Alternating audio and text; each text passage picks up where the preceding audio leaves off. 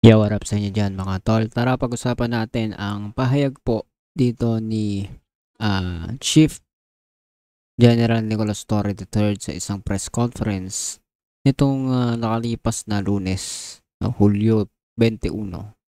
At sabi nga po dito ay tila nagpapakita ng mga kaganapan po ngayon na ang mga DDS ay nauubusan na ng propaganda. No? Ang mga die-hard Duterte supporters, sabi po dito ni Nicolas Torre III. Ito po ay kaugnay nung kumakalat po na isang video po dito. At yan po yung pag-uusapan natin ngayon sa video na ito. At kung hindi ka pa naka-subscribe, please hit the subscribe button and notification bell para updated ka palagi sa mga videos natin parating. Tara, umpisa na natin to. Let's go!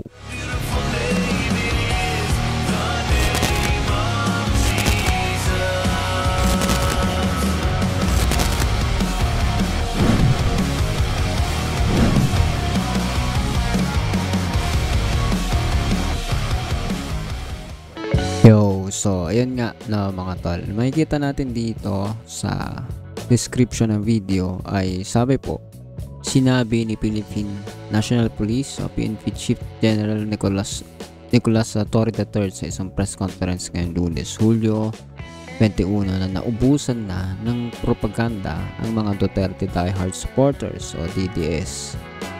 Kaugnay ng pagpapakalat ng isang video mula noong 2022 pero pinagmukhang nangyari kamakailan lang.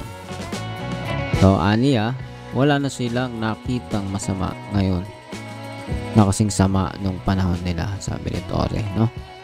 Masalukuyang may kumakalat kasi ngayon sa social media na video na isang Chinese na biktima ng pagpatay na itinapon sa Kawit, Cavite, na ayon kay Torre nangyari noong 2022 pa at pinalalabas na parang bago lang yung issue na ito. So panoorin natin ng bahagya yung video and pag-usapan natin after. Para tayo magdagdag ng mga opinion after natin mapanood, no? Play natin. Sir, yung merong nangyari sa pinapalabas ngayon sa social media about an alleged Chinese victim of murder tinapon sa Kawit, Cavite, lumalabas sa social media. Totoo ba yun, sir? Alam nyo, ito na yung mga panahon na parang gusto kong sabihin na talagang ebidensya na nauubusan na talaga ng propaganda itong mga kontra ng gobyerno natin. Itong mga, alam nyo na, yung mga leanings nasa kabila. Diretsuhin na natin yung mga DDS. Nauubusan na siguro talaga sila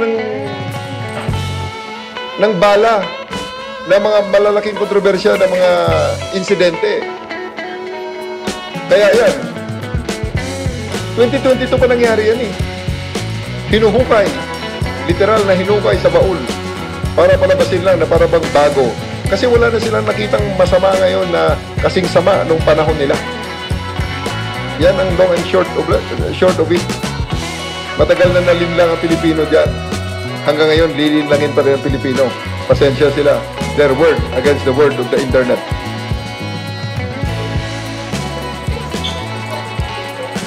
Hindi naman. Early part ng Marcos administration, September yan. 4 months after ng assumption ng ating presidente. Talagang yan, mga remnants ng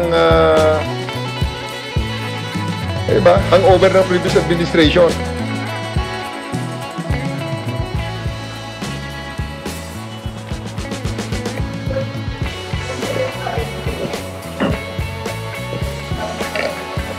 Nakilala yan eh. Ang victim na yan is a 32-year-old Chinese national, allegedly a fugitive in China. May Interpol red notice yan. The family was contacted. They refused to cooperate with the authorities and the cadaver is now buried in a public cemetery in Cavite.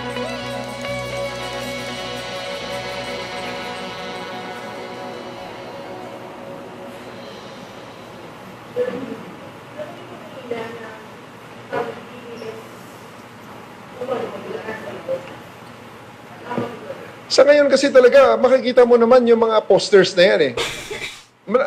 we have our social media exploitation. We have our social media analysis also. Alam nga namang sila lang ang marunong gumamit ng analysis. Ang mga pinaka-viral dyan na mga pinaka-vitriolic na mga posters dyan, makikita mo naman ang laman anti-government propaganda at talagang tunay na mga DDS. At sila mismo nagsasabi, may nakalagay sa kanilang mga profile pictures bring PRRD home. Yun ang sinasabi nila. So, how do we label them? They are proud to be DDS. Oh. So, we'll call them on that. May nagpalabas yung pulis at saka yung Iranian na nag-away dahil sa isang traffic altercation. That happened during the last days of the waning days of Mr. Duterte's term. So bakit nga pinapalabas nila na para bang nangyari kahapon lamang? Wala na kasi silang bala. Yun nga ang masama ron. Wala na silang bala. Nauubusan na sila ng bala. Nauubusan na sila ng issue na itapon sa gobyernong ito. Kaya ayun, naghuhukay ngayon. Kaya lang nakalimutan yata nila. Talagang pinapakita lang talaga nila na medyo may kulang talaga sila eh. Di ba? Hindi ba nila na-realize yun na napakadaling hukayin? Their word will be against the record of the internet. So, napakadaling gibain ang kanilang narrative regarding that matter. Ang sa aking panawagan na lang, Pilipino tayo pare-pareho, gusto natin na mag-improve ang ating bansa. Eh, magsama-sama na lang tayo. Kalimutan nyo na muna yung mga differences na yan. All those cases all those issues that they are saying, that they are harping about, bring PRRD home, nasa hig na eh. Andyan na nga yung international court na nga ang nagtatry eh. Gusto nyo ng tunay na batas? Gusto nyo ng patas na batas? Ano pa ba ang mas patas kaysa sa mga taga nandyan sa Hague? Eh, mga foreigners yan na wala namang pakialam sa atin. Ay sa kanila, tinitingnan lang nila kung ano ang ebidensya ng prosecution at ebidensya ng depensa. At tandaan natin, huwag natin kalimutan, ang mga sa korte na yan, sa kasong yan, ang complainant, walang iba, Pilipino pa rin. Mga Pilipinong nawalan ng pag-asa noong panahon ni Duterte. Nawalan ng pag-asa ng mga kuha ng hustisya dito sa Pilipinas. Ulitin natin yan. Huwag natin kalimutan yan. They are Filipinos. Hindi sila foreigners. Wala lang silang mapuntahan noong mga panahong yon dito sa Pilipinas, sa justice system natin, noong mga panahon ni Duterte. Kaya pumunta sila sa International Criminal Court at doon sila nagsampa ng reklamo. Kasi miyembro pa rin tayo ng mga panahong yon. Oh. So, anong nirereklamo ng mga DDS na to? Shortcut na lang ang lahat? Hindi pwede yung shortcut. Kasi nga, dahil sa shortcut na yan, eto na ngayon, pag tinanong na sa isang formal investigation, bigla na lang magsasabi sila, I have my right to remain silent, I have my right against self-incrimination. Kaya ulitin ko uli sa mga enablers din, if you are so proud of what you've done, if you think that what you did was the correct thing to do, why is it now that when you are asked in a formal investigation, bigla na lang mag-right to remain silent at mag-right against self-incrimination kayo? Proud bang kaya kayo? Tama ba kaya ang ginawa nyo? E di panindigan nyo ang inyong ginawa.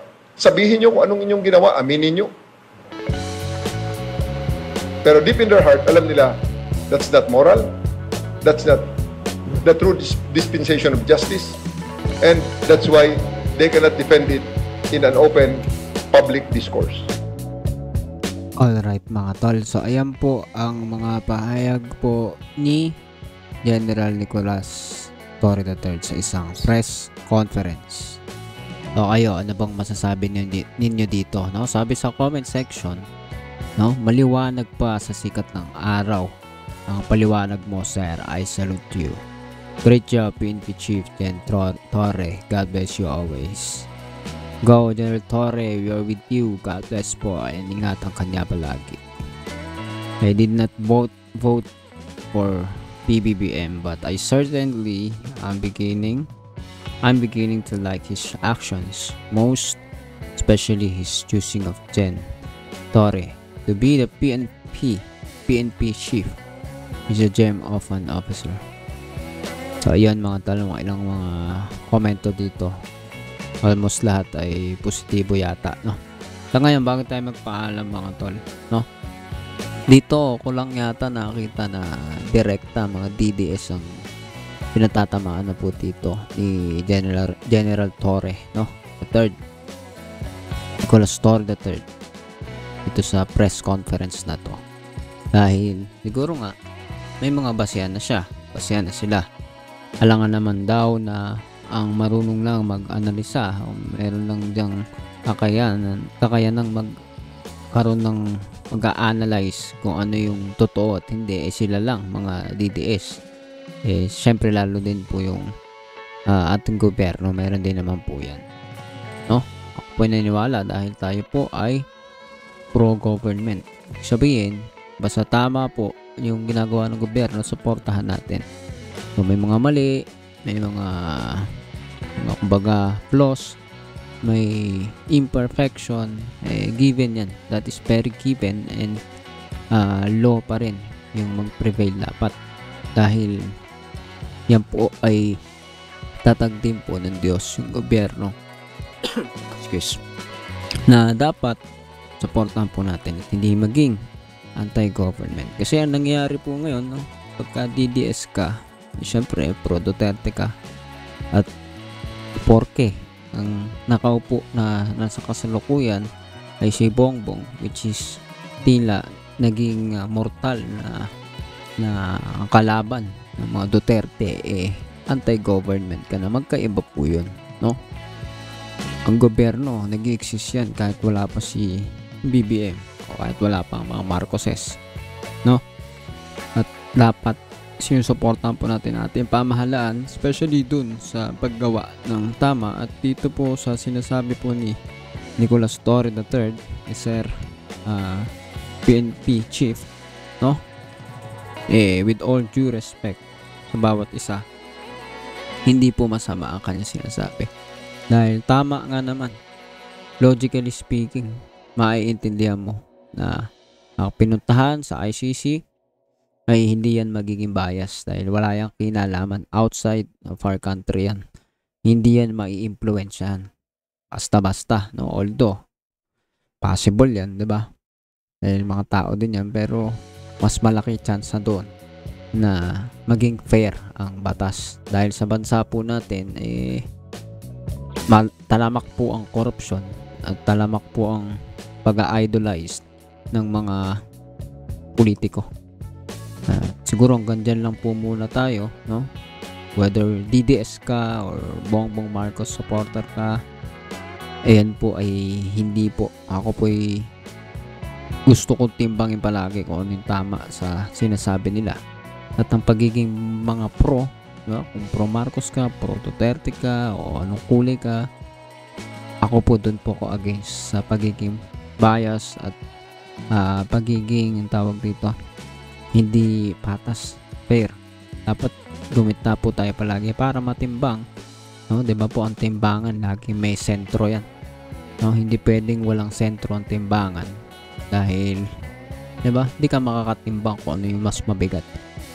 Dito po sa usapin na to, mas matimbang po yung sinasabi ni General Torre, no? May basihan yung mga pinopost, parang tila lahat na lang ang bagay ay ipupukol sa gobyerno natin ngayon. Parang wala na tayong gobyerno. Hindi po yung totoo. Nag-exist pa rin yung gobyerno ngayon. Kaya nga hindi basta-basta makakagawa ang mga kriminal ng masama, no?